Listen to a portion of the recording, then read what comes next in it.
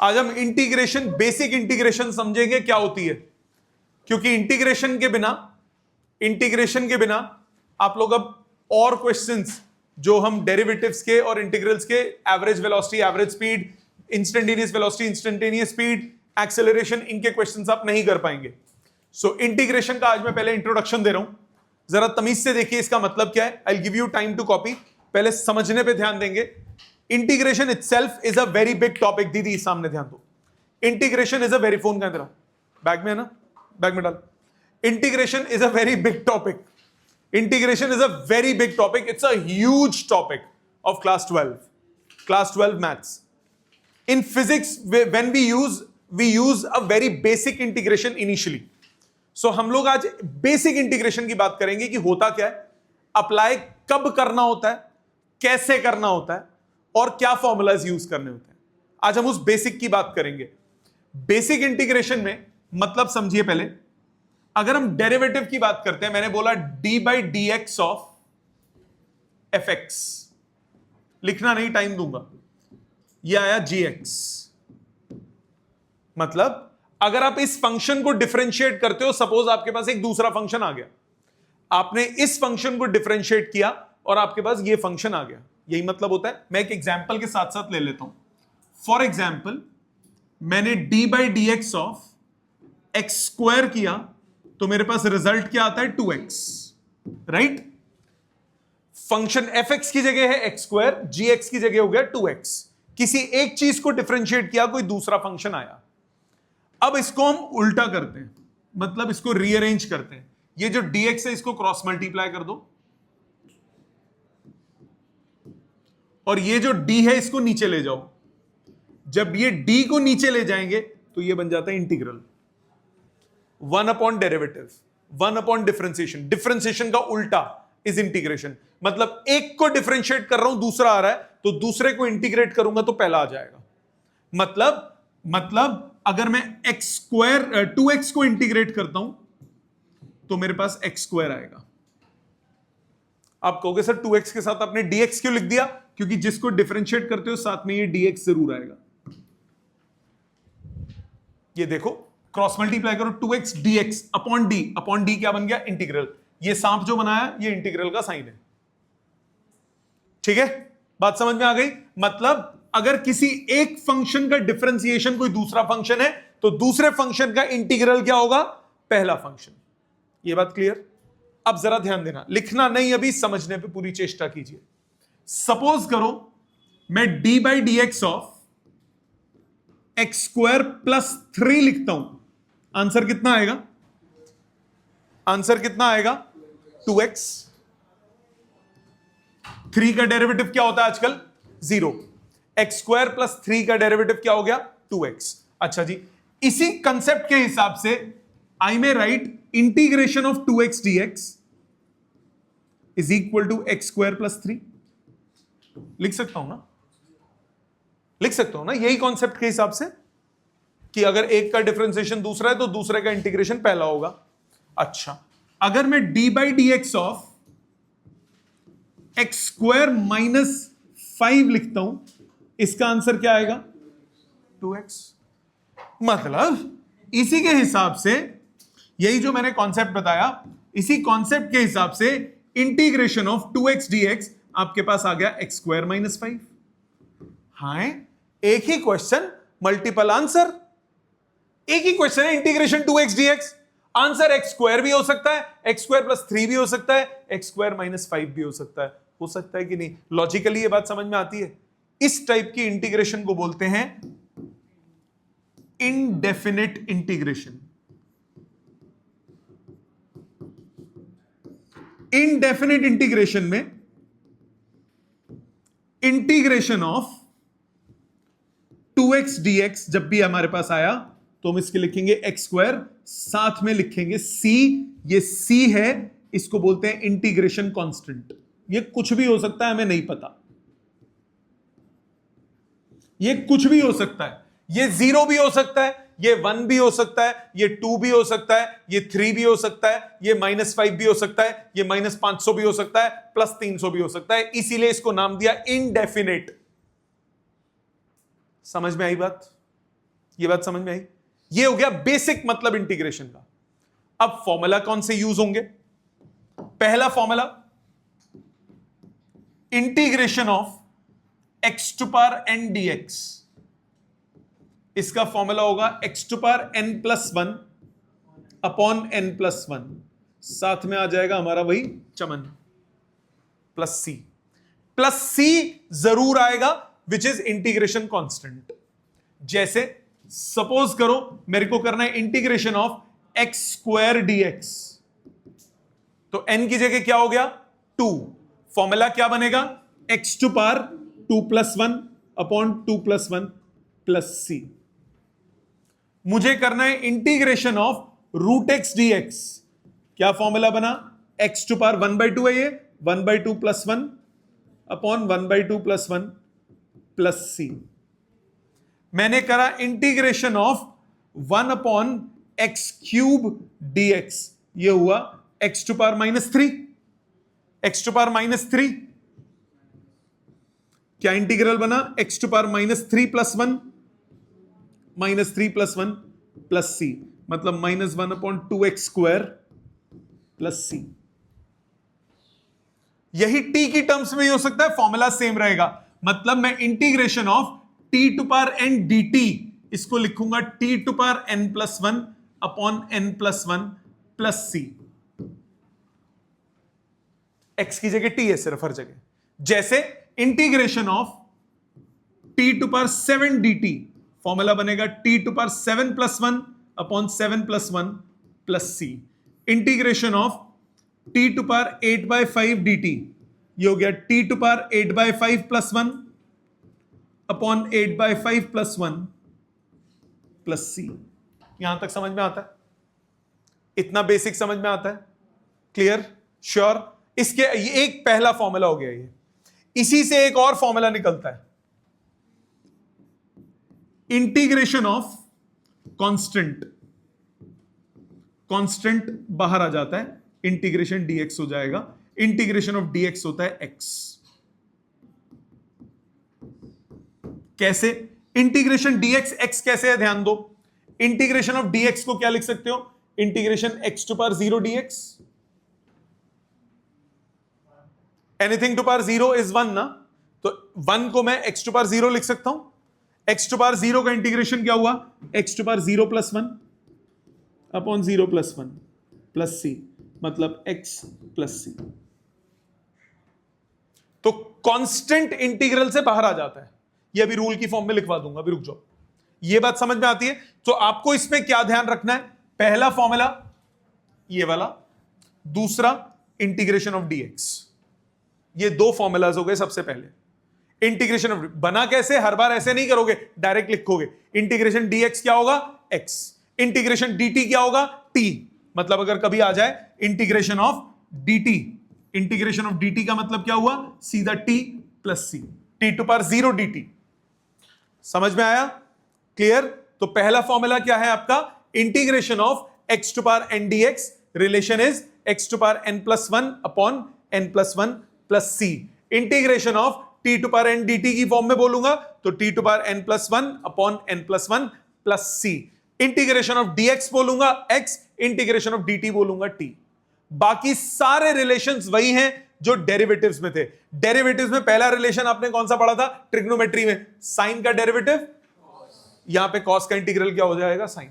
उल्टा, साइन का derivative cos, तो integration of cos x dx ये हो जाएगा साइन x।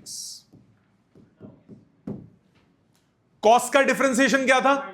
माइनस साइन, तो माइनस साइन का इंटीग्रेशन होगा कॉस, मतलब साइन का इंटीग्रेशन क्या हो जाएगा? Minus cos. इसके अलावा tan का डिफरेंशिएशन क्या था? सीकेंट स्क्वायर, तो सीकेंट स्क्वायर का इंटीग्रेशन क्या हो जाएगा? tan। कॉट का डेरिवेटिव क्या था? माइनस कोसेक स्क्वायर, तो कोसेक स्क्वायर का इंटीग्रेशन क्या हो जाएगा? Minus cot. सेक का डिफरेंशिएशन क्या था? सेक एक्स टैन एक्स, तो सेक एक्स टैन एक्स का इंटीग्रेशन क्या हो जाएगा?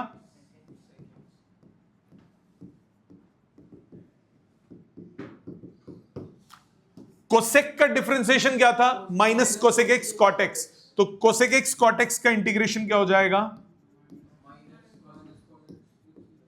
माइनस कोसेक एक्स प्लस सी।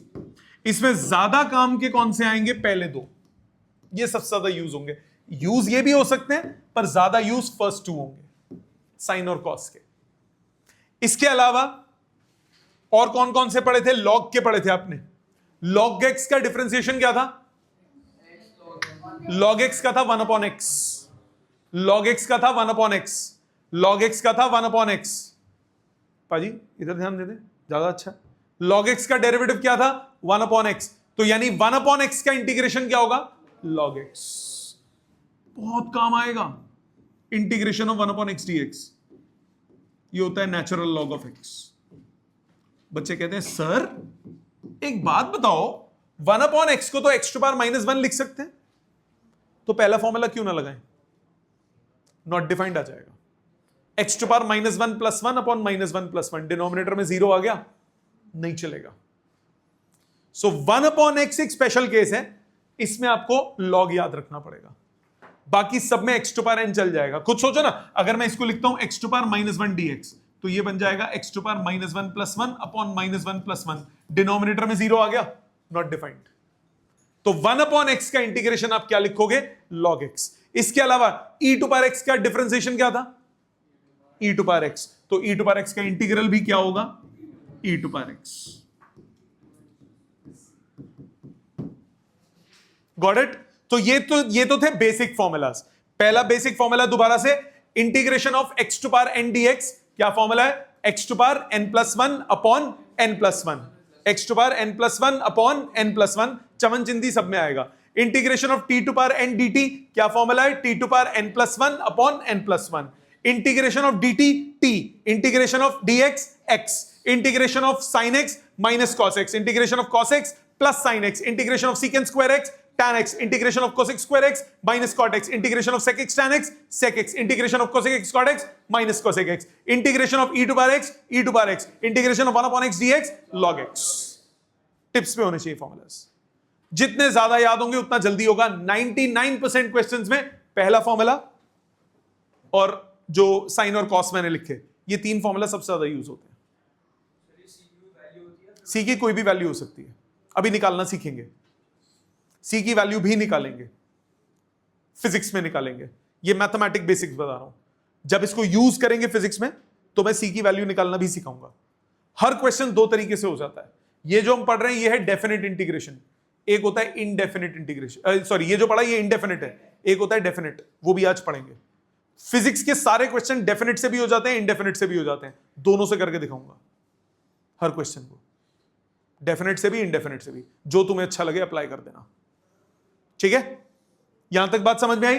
अब इसके भी रूल्स हैं, जैसे डेरिवेटिव्स में रूल्स थे, बहुत सारे होते हैं। मैं सिर्फ उतने बता रहा हूं जो अभी हमारे काम में आएंगे।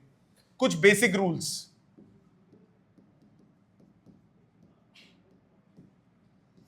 पहला basic rule, integration of constant multiplied by function. Constant बाहर आ जाएगा, फंक्शन को इंटीग्रेट कर दोगे। जैसे integration of 3x square dx, 3 बाहर आ जाएगा, x स्क्वायर को इंटीग्रेट कर दोगे।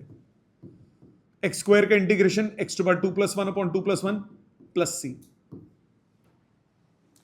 जैसे integration of t to power 7 dt, क्या लिखोगे? Sorry 4t to power 7 dt, 4 बाहर आ गया, t टू पावर 7 dt का integration. So 4t to power 8 upon 8 plus c। इसी तरह अभी वो जो मैं एग्जांपल ले रहा था, मैंने बोला कांस्टेंट इनटू dt करना है, किसी कांस्टेंट का इंटीग्रेशन करना है, तो कांस्टेंट बाहर आ जाएगा, इंटीग्रेशन dt बचेगा, kt प्लस c। जैसे इंटीग्रेशन ऑफ 5 dx, तो 5 बाहर आ गया, इंटीग्रेशन ऑफ dx, ये हो गया 5x प्लस c। ये पहला बेसिक रूल। दूसरा बेसिक रूल क्या है? Second basic rule is integration of fx plus और माइनस gx। आप ब्रैकेट ओपन कर सकते हो, पहला फंक्शन डिफरेंशिएट करो, प्लस है तो प्लस, माइनस है तो माइनस, दूसरा फंक्शन डिफरेंशिएट कर दो, इंटीग्रेट कर दो। पहला इंटीग्रेट करो, प्लस है तो प्लस, दूसरा माइनस है तो माइनस, दूसरा फंक्शन इंटीग्रेट कर दो। जैसे for example integration of t minus 1/t का होल स्क्वायर करना है, dt, ब्रैकेट ओपन करो, a माइनस बी का whole square, a square plus b square minus 2ab dt, अलग अलग करो, integration of t square dt plus integration t to power minus 2 dt minus 2 integration dt, लिख सकते हो, bracket open कर दिया, तीनों में फॉर्मूला ठोक दो, टी स्क्वायर का integration t to power 2 plus 1 upon 2 plus 1, t to power minus 2 plus 1 upon minus 2 plus 1, dt का t प्लस c, आंसर। कैसा लगा? इजी है, यहां तक समझ में आता है। इसके अलावा बहुत रूल्स होते हैं इंटीग्रेशन में। इंटीग्रेशन में आपका प्रोडक्ट रूल, उसका नाम प्रोडक्ट रूल नहीं है। इंटीग्रेशन में सब्स्टिट्यूशन, वो तो रुला देगा। चेन रूल भी है बट डिफरेंट है, थोड़ा डिफरेंट है, वो जब मैं यूज करूंगा क्वेश्चन में तब समझाऊंगा, अभी नहीं, अभी बेसिक इंटीग्रेशन। यहां तक समझ में आता है। ये जो था जिसमें आपने प्लस सी लिख रहे हो, इसको हम बोलते हैं इनडेफिनेट इंटीग्रेशन। यहां तक क्लियर? पहले इतना लिखो प्लीज, फिर आगे चलते हैं। नेक्स्ट देखिए, इंटीग्रेशन में बेसिक चेन रूल लगना आना चाहिए आपको। इसका चेन रूल बहुत आसान है, इसका चेन रूल बहुत ही आसान है। मतलब इसका चेन रूल उसकी तरह नहीं है जैसे डेरिवेटिव में फंक्शन के अंदर फंक्शन घुसा होता था, इसमें वैसा नहीं है। ये बहुत सिंपल चेन रूल है। इंटीग्रेशन में ध्यान देना बेटा, इन integration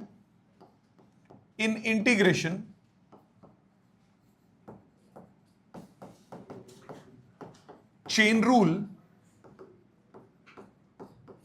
is applicable if derivative of inner function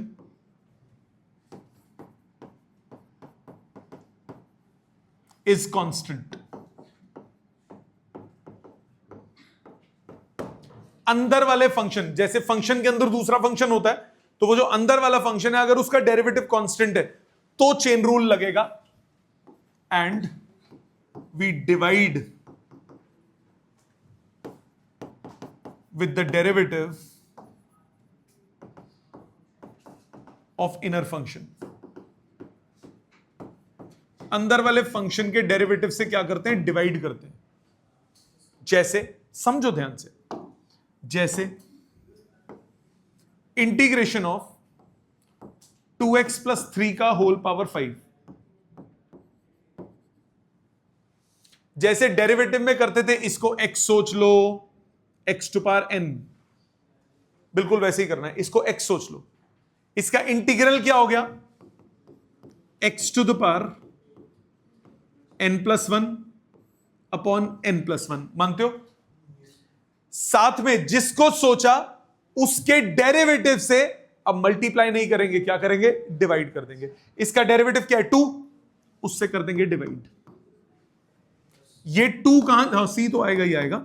ये 2 कहां से आया? ये 2 आया, ये 2 आया, ये 2 आया डेरिवेटिव ऑफ 2x प्लस 3। अंदर वाले जिसको x सोचा उसके डेरिवेटिव से मल्टीप्लाई करने की जगह क्या करेंगे? डिवाइड करेंगे। बट ये सिर्फ तब कर सकते हो जब ये कांस्टेंट हो। मतलब अगर मैं लगाता हूं integration of 2x square plus 3 का होल पावर 5, मैंने बोला आंसर हो गया 2x square plus 3 to power 6 upon 6 into 4x plus c ई ना चॉल्वे। ये गलत है क्योंकि ये कांस्टेंट नहीं है, इसमें चेन रूल एप्लीकेबल ही नहीं है। चेन रूल सिर्फ और सिर्फ तब एप्लीकेबल होगा जब अंदर वाला जो आप फंक्शन ले रहे हो उसका डेरिवेटिव क्या होगा? कांस्टेंट, अदरवाइज वो एप्लीकेबल नहीं होगा। जैसे और एग्जांपल देखो, सपोज मैंने लिखा integration of cos 4x dx। Formula क्या होता है? cos x का इंटीग्रेशन होता है। cos x का इंटीग्रेशन क्या था? Plus sin x। cos x का इंटीग्रेशन प्लस sin x, तो sin x की जगह है 4x, 4x का डेरिवेटिव हुआ 4, उससे डिवाइड, प्लस सी। डेरिवेटिव से मल्टीप्लाई करने की जगह क्या कर दोगे? डिवाइड। मैंने लिखा इंटीग्रेशन ऑफ 1/3x माइनस 1, 1 इसको x सोचो, 1/x का इंटीग्रेशन क्या होता है? log x। सो ये हुआ log x। x की जगह 3x माइनस 1 है, उसके डेरिवेटिव से डिवाइड। मैंने लिखा integration of e to power 5x। e to power x का क्या होता है? e to power x। x की जगह क्या है? 5x, उसके डेरिवेटिव से क्या करेंगे? डिवाइड, प्लस सी। सो क्या करना है? क्या बोला मैंने चेन रूल में? चेन रूल में सिंपल बात, आप नॉर्मली जैसे आप डेरिवेटिव्स में चेन रूल लगाते हो वैसे ही इसमें भी लगाओगे। चेन रूल लगाने के बाद जो फंक्शन, अंदर वाले फंक्शन का डेरिवेटिव से आप मल्टीप्लाई करते थे, वो क्या कर दोगे? डिवाइड, प्रोवाइडेड वो क्या हो? कांस्टेंट। अगर वो कांस्टेंट नहीं है, चेन रूल एप्लीकेबल नहीं होगा। अलग मेथड्स होंगे उसके, that's a separate issue. Chain rule applicable नहीं होगा। समझ में आई यहां तक बात? पक्का? ये था आपका बेसिक ऑफ इनडेफिनिट इंटीग्रेशन। दूसरी होती है डेफिनिट इंटीग्रेशन, कोई अलग फॉर्मूला नहीं है। डेफिनेट इंटीग्रेशन में, डेफिनेट इंटीग्रेशन में आपके पास फर्क क्या होता है? ये ऐसा दिखेगा, इंटीग्रेशन fx dx। यहां पे कुछ वैल्यू लिखी होगी a और b। इस नीचे वाली वैल्यू को बोलते हैं लोअर लिमिट, यानी स्टार्टिंग वैल्यू।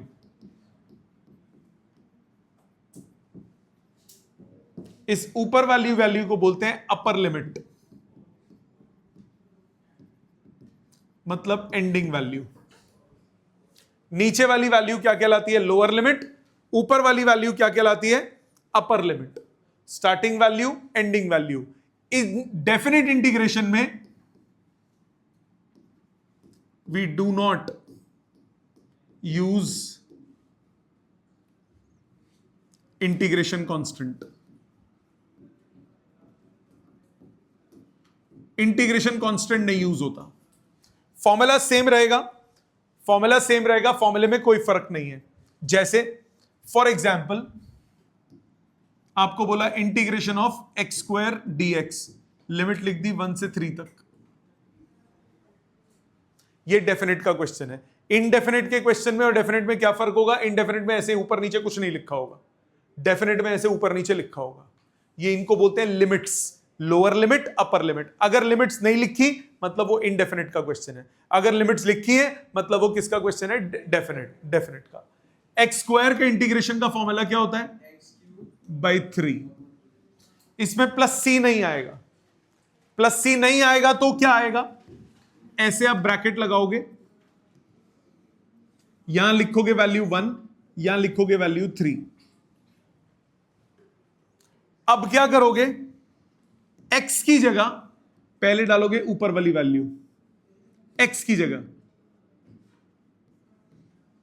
माइनस x की जगह डालोगे नीचे वाली वैल्यू 1।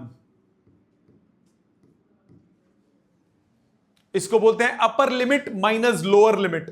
तो x की जगह पहले जो ऊपर वाली वैल्यू है वो सब्स्टिट्यूट होती है पूरे एक्सप्रेशन में, माइनस x की जगह जो नीचे वाली वैल्यू है वो सब्स्टिट्यूट होती है। 3 का क्यूब कितना हो गया? 27। 27 माइनस 1 कितना हुआ? 26। रिजल्ट इसका आया 26/3। और एग्जाम्पल देखो, सपोज मैंने लिखा integration of t d t, limit 2 से लेकर 5 तक। फॉर्मूला क्या बताया मैंने? टी टू पावर 1 + 1 अपॉन 1 + 1। फॉर्मूला वही लगेगा, टी टू पावर 1 + 1 अपॉन 1 + 1। लिमिट्स आएंगी यहां पे, लोअर अपर। पहले क्या डलेगा? टी की जगह 5 डलेगा, माइनस टी की जगह 2 डलेगा। So 25 - 4 21, 21/2 answer. Upper limit minus lower limit. और example, integration of sine x d x, limit 0 से पाई बाई 2। पाई क्या होता है? 90, पाई होता है 180 डिग्री ट्रिग्नोमेट्री में, पाई बाई 2 कितना हो जाता है? 90 डिग्री। साइन का इंटीग्रेशन क्या फॉर्मूला बताया मैंने आपको? Minus cos, limit 0 to pi by 2। Minus की दिक्कत आती है कई बार, तो माइनस बाहर लिख लो, कोई फर्क नहीं पड़ता। 0 to pi by 2, upper limit minus lower limit, cos pi by 2 minus cos 0। Cos 90 कितना होता है? 0। कॉस 0 कितना होता है? 1।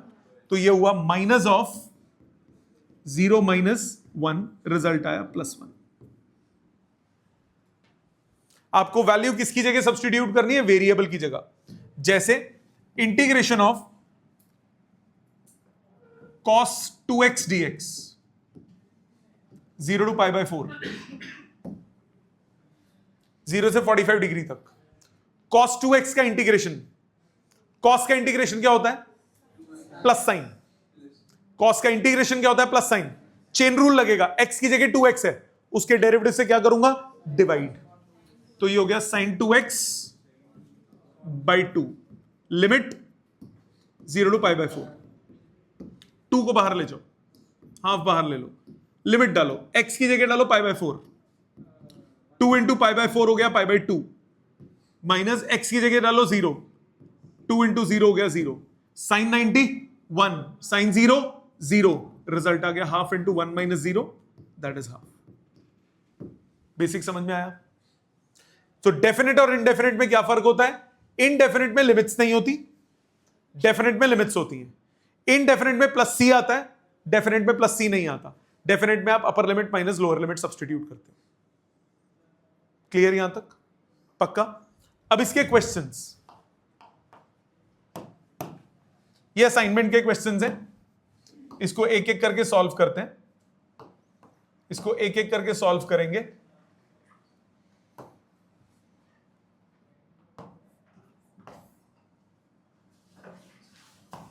पहले फर्स्ट 6 देखो। हाँ जी, इस असाइनमेंट में, यूनिट्स एंड डायमेंशंस वाले असाइनमेंट में, इधर सामने ध्यान दो। सबसे पहला देखिए, आप हेल्प करें मेरी, साथ साथ साथ साथ करेंगे दोनों मिलके, आप मैं और नहीं, यही आपको बोला integrate 3x² + 7x with respect to x, मतलब integration of 3x² + 7x dx, ये करना है। अब अलग अलग कर सकते हैं, ब्रैकेट ओपनिंग, प्लस है बीच में, और इनडेफिनेट का क्वेश्चन है, सो 3 बाहर x² dx, 7 बाहर x dx। Any problem? 3 बाहर x³ / 3 प्लस 7 बाहर x² / 2 प्लस चमनचिंदी। आंसर आया x³ + 7/2 x² + c। No doubt, Sprite है एकदम, क्लियर है? सेकेंड पार्ट, सेकेंड क्वेश्चन का first part, evaluate integration 4 - 3x⁵ dx। क्या करोगे? चेन रूल, x⁵ n का formula, x⁵ n+1 upon n+1, right? इसके डेरिवेटिव से क्या करोगे? डिवाइड। इसका डेरिवेटिव क्या हुआ? -3 से डिवाइड साथ में, प्लस c। तो रिजल्ट कितना आया? -1/18, 4 - 3x⁵। ठीक है, सेकेंड पार्ट पे आओ।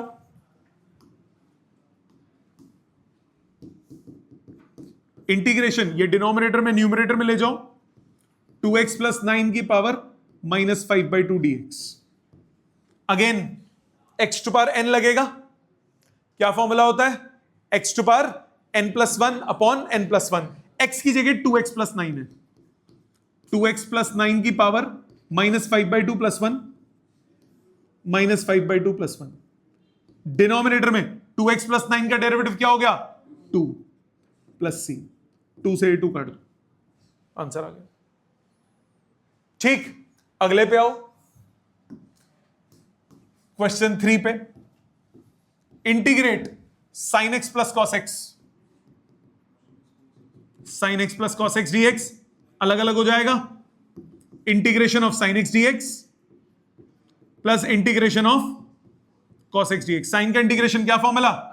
माइनस कॉस, कॉस का plus sine, no problem. Fourth पे है integrate root x plus 1/√x का होल स्क्वायर। इसमें चेन रूल नहीं लगेगा क्योंकि डेरिवेटिव कांस्टेंट नहीं है। Integrate root x plus 1/√x का होल स्क्वायर, इसमें ब्रैकेट ओपनिंग करनी पड़ेगी। A square plus b square plus 2ab, अलग अलग integration x dx, integration 1/x dx, integration 2 dx, right. x dx का इंटीग्रेशन क्या हो गया? x²/2, 1/x का log x, 2 dx का 2x प्लस c।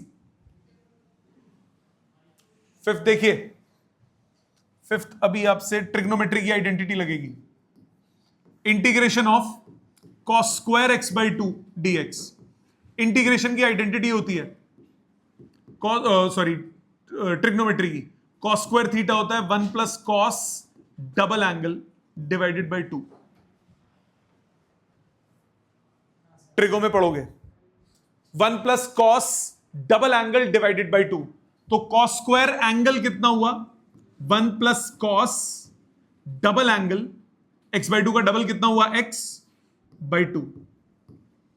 हाफ बाहर ले लो, अलग अलग करो, integration dx, integration cos 2x dx।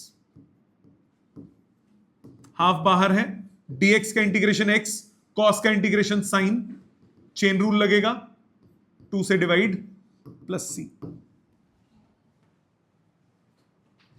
ठीक है, अगला integration 3 to 4 1/x dx, definite का क्वेश्चन हो गया। Integration 3 to 4 1/x dx, 1/x का इंटीग्रेशन क्या होता है? log x, limit 3 to 4, upper limit log 4, lower limit log 3। log की property log a minus log b क्या होता है? log a/b। आंसर आ गया, इसमें प्लस c नहीं आएगा। आई बात समझ? और देखिए, हमने किए 6 तक की है ना, छोटा हो जा भाई।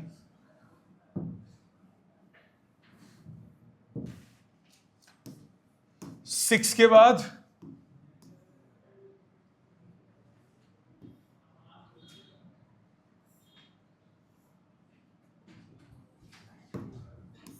सेवन टू 11, सेवेंथ पे ध्यान दीजिए। लिखने का काम होता रहेगा घर पे, समझने पे ध्यान दो। इधर घर पे जाते ही लिख लेना, पर अभी समझो, इधर पीडीएफ शेयर हो जाएगी। Integration e⁻⁻x plus 6/x dx, e⁻⁻x का इंटीग्रल क्या होगा? पहले अलग अलग करते हैं, रुक जाओ। e⁻⁻x dx plus 6 integration 1/x dx। e⁻x का इंटीग्रल होता है e⁻x, x की जगह क्या है? -x, उसका डेरिवेटिव क्या हुआ? -1, उससे क्या कर दोगे? Divide, plus 6 log x plus c। ठीक है, ठीक है बाजी। Eighth, integration x plus 1/x का होल क्यूब, अलग अलग कीजिए। a³ plus b³ plus 3a² plus 3ab², separate कीजिए। x³ dx, x⁻³ dx, x dx 1/x dx। Formula ठोकिए, x³ का x⁴/4, x⁻²/-2, x²/2, 3 log x plus c। ठीक है, समझ में आई? अभी आपसे फॉर द टाइम बीइंग ये क्वेश्चन नहीं हो पाएगा, ये क्वेश्चन नहीं होगा, ये बाय पार्ट्स के क्वेश्चन है, इसको बोलते हैं इंटीग्रेशन बाय पार्ट्स, इनको भी छोड़ दीजिए, इंटीग्रेशन बाय पार्ट्स ये अभी नहीं हो पाएंगे, इसको प्रोडक्ट रूल ऑफ इंटीग्रेशन कह सकते हो। ये होता है first into integral of second minus integral of derivative of first into integral of second. तो अभी छोड़ देते हैं, अभी हम बेसिक वाले करते हैं जितना हमारा फिजिक्स में for the time being use होना है, बाकी धीरे धीरे जब मैथ्स में कर लोगे तो सब हो जाएगा। 11th integration 1 to 2 1 upon 1 plus y dy, 1 upon linear 1 upon y 1 upon x क्या इंटीग्रेशन होता है? log x, तो ये हो गया log of 1 plus y, limit 1 to 2, upper limit log y की जगह 2 डालोगे तो log 3, y की जगह 1 डालोगे log 2, आंसर आ गया log 3/2। क्लियर यहां तक? बाकी जो कट कर रहा हूं वो छोड़ देने। नेक्स्ट,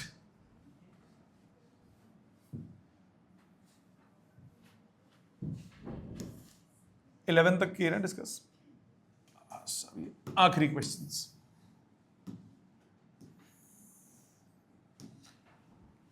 ट्वेल्थ पे आ जाएं। Integrate root x with respect to x between limits 4 to 9, तो 4 to 9 root x d x. Root x का मतलब क्या हुआ? X to power 1/2। क्या इंटीग्रेशन बनेगा? X to power 1/2 + 1 upon 1/2 + 1। Limit कहां से कहां तक? 4 to 9। जो नीचे कांस्टेंट है इसको बाहर ले जाओ, ये उल्टा होके 2/3 बन गया। 9 to पावर 3/2 माइनस 4 की पावर 3/2। 9 को क्या लिख सकते हो? 3 स्क्वायर, 9 हो गया 3 स्क्वायर, 2 2 कट गया, 3 क्यूब बचा 27।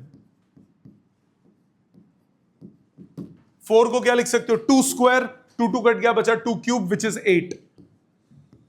2/3 इंटू 19, आंसर आ गया 38/3। ठीक है। अगला, integration of x cube dx, limit 1 to 3, x to power 3 + 1 upon 3 + 1, limit 1 to 3, upper limit minus lower limit 1/4 बाहर ले लो, 3 to power 4 minus 1 to power 4, 3 to power 4 होता है 81 माइनस 1, 80/4, आंसर आ गया 20। ठीक है। अगला question number 14, integration of -π/2 to π/2 -92 + 90 cos x dx। अब थोड़ी ट्रिग्नोमेट्री भी आनी पड़ेगी। cos का integration sine -π/2 to π/2, upper limit sin π/2 minus lower limit sin -π/2। Sine की प्रॉपर्टी आपने ट्रिगो में पढ़ी होगी, माइनस एंगल वाला बाहर आ जाता है, प्लस sin π/2। sin 90 होता है 1, 1 + 1 आंसर होता है 2। थोड़ी ट्रिगो आनी पड़ेगी, अगर नहीं आती अभी तो कोई बात नहीं, इंटीग्रेशन तक समझ में आ गया मेरे लिए, अभी उतना बहुत है। अभी हमारा इंटीग्रेशन टारगेट है, ट्रिग्नोमेट्री में बात होगी। 15th, evaluate 0 to π/2 cos square x। अभी मैंने आपको cos स्क्वायर की एक प्रॉपर्टी बताई थी। cos स्क्वायर की प्रॉपर्टी होती है 1 + cos angle double divided by 2। इसको लिख सकता हूं, नहीं होगा, स्क्वायर हटाना पड़ता है। 1 + cos angle double divided by 2, half बाहर, 1 का इंटीग्रेशन x 0 to π/2, cos का इंटीग्रेशन साइन, चेन रूल लगेगा, बाय 2, लिमिट 0 to π/2, हाफ बाहर π/2 माइनस 0, इसका हाफ बाहर sin π माइनस sin 0। sin 180 0 होता है, sin 0 भी 0 होता है, आंसर आ गया π/4। ट्रिग्नोमेट्री में अच्छे से करोगे। अभी फॉर द टाइम बीइंग मेरे को सिर्फ इसका टारगेट है कि ये समझ में आता है इंटीग्रेट कैसे हुआ, वैल्यू कैसे निकली, दैट्स अ सेपरेट इशू, वो उसके लिए इंटीग्रेशन, उसके लिए आपको ट्रिगो आनी चाहिए। आ जाते हैं लास्ट क्वेश्चन पे, 0 to π/6 sin 3x dx, integration 0 to π/6 sine 3x dx, sine का इंटीग्रेशन होता है माइनस कॉस, चेन रूल लगा 3 से डिवाइड, लिमिट हो गई 0 to π/6, 3 भी बाहर ले लो, cos 3 π/6 minus cos 0, minus 1/3 cos 90, cos 0, result 1/3। ठीक है, आज का होमवर्क, रिपीट एवरी क्वेश्चन, जितने भी आज मैंने करे हैं ये सारे रिपीट करेंगे नेक्स्ट क्लास तक। एक एक क्वेश्चन रिपीट होगा, जितने मैंने वो छोड़ के, ऑब्वियसली जो मैंने किए हैं वो सारे आपको रिपीट करने हैं। ठीक है, थैंक यू वेरी मच।